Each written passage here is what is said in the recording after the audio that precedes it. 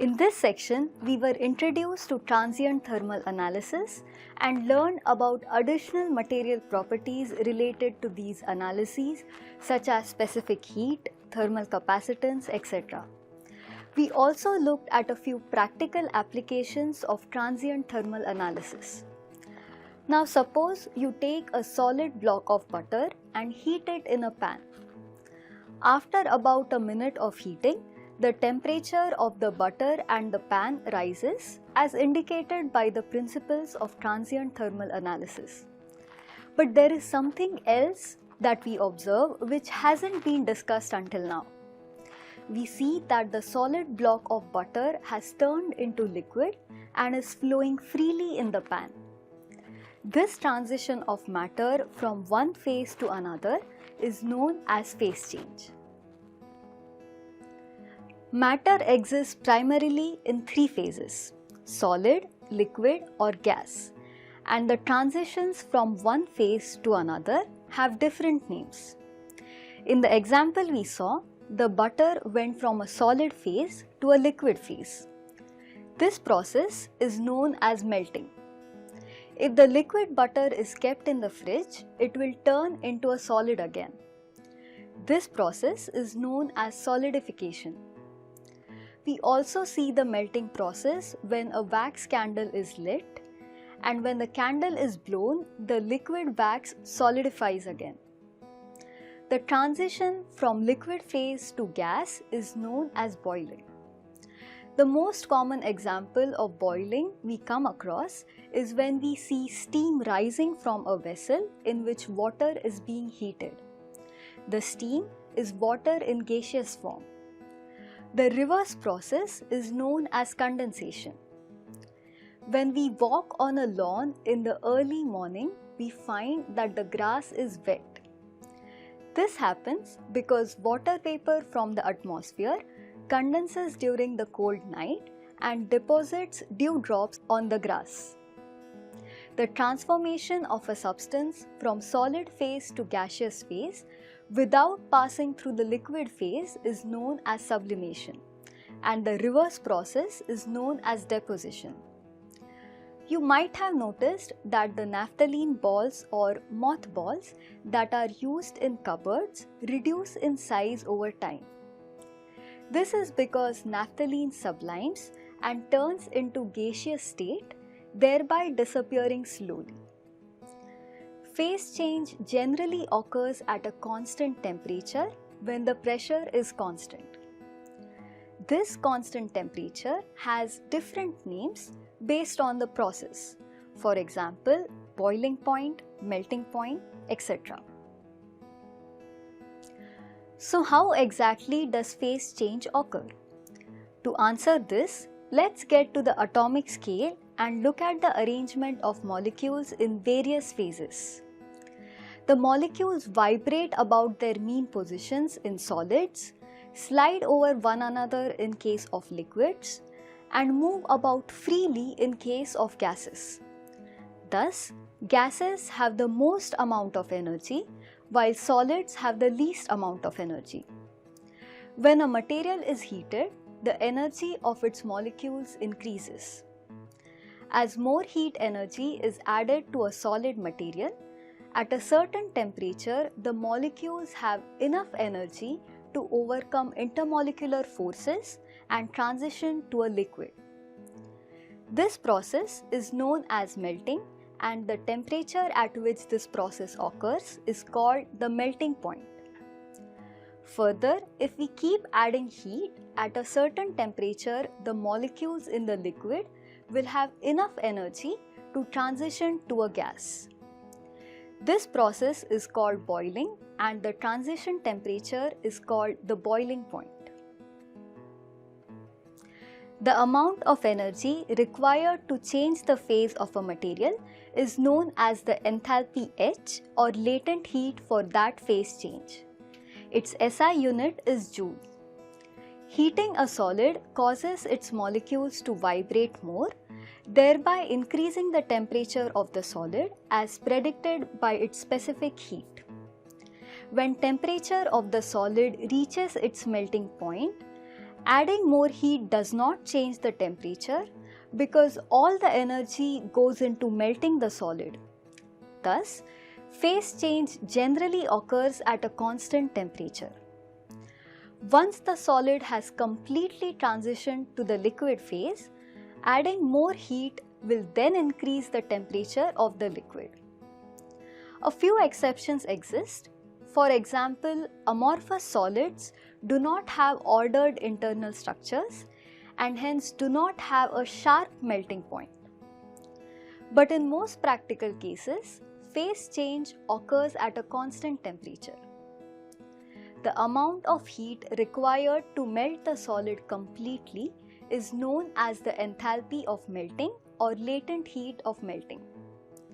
The enthalpy of solidification is numerically equal to the enthalpy of melting.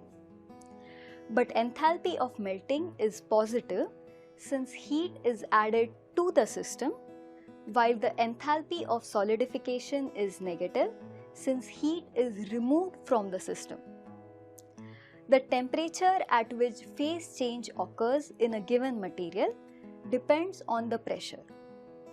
For example, water boils at 100 degrees Celsius at atmospheric pressure, but boils at 120 degrees Celsius in a pressure cooker due to the higher pressure.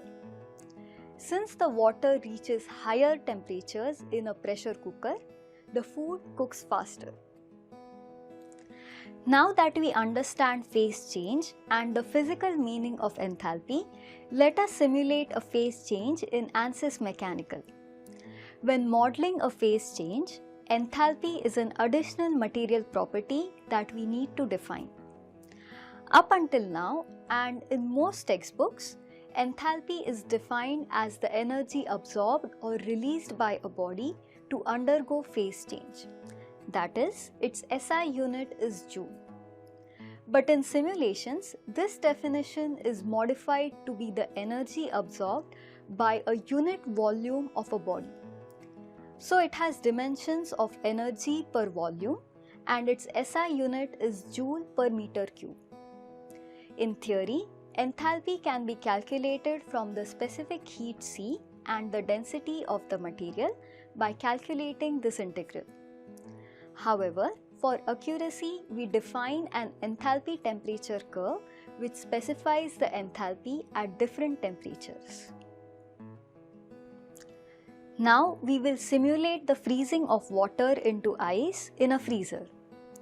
This is the geometry that we have. It consists of a plastic ice tray filled with water. Let's say the water is initially at 10 degrees Celsius. The freezer is maintained at a constant temperature of -5 degrees Celsius. We have certain information about water and ice. We know that its melting or freezing point is 0 degrees Celsius and its density is 997 kg per meter cube.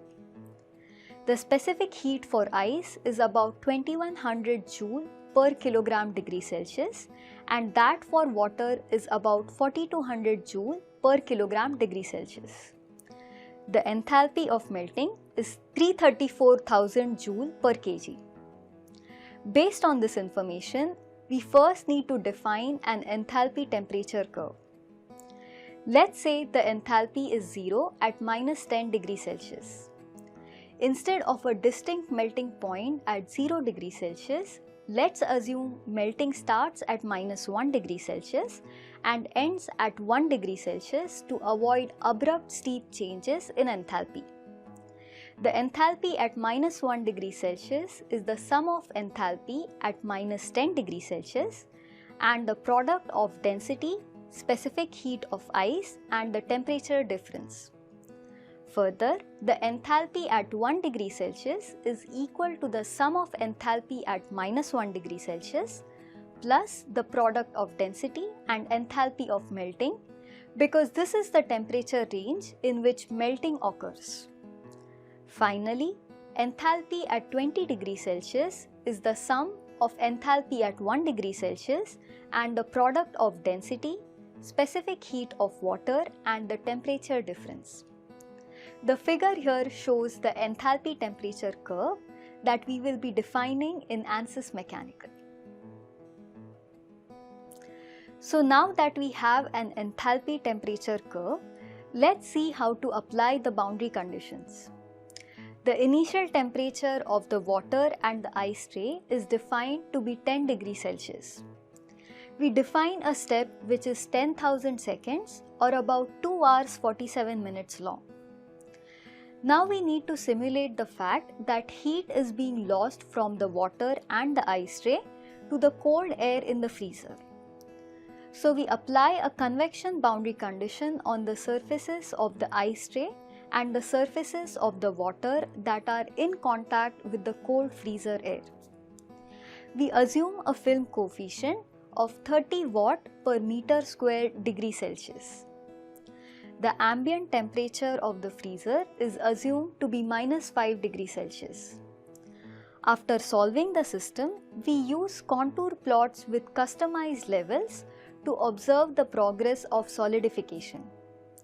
The red color indicates liquid phase, green color indicates transition phase, while blue color indicates solid phase.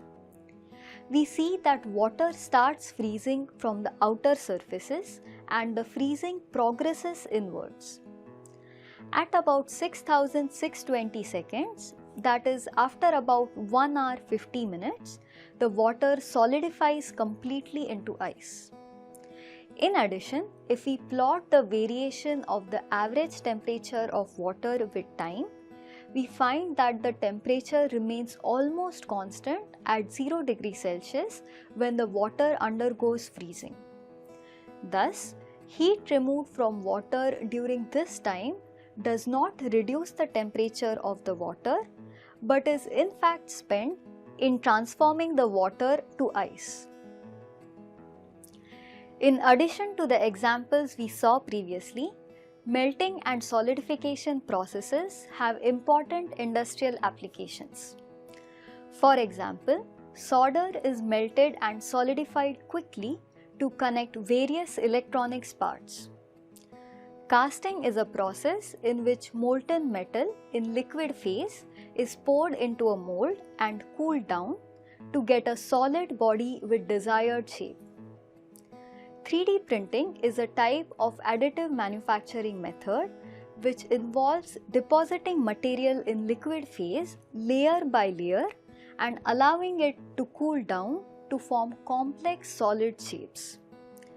Thus, it is essential to understand phase change in order to simulate such industrial processes accurately.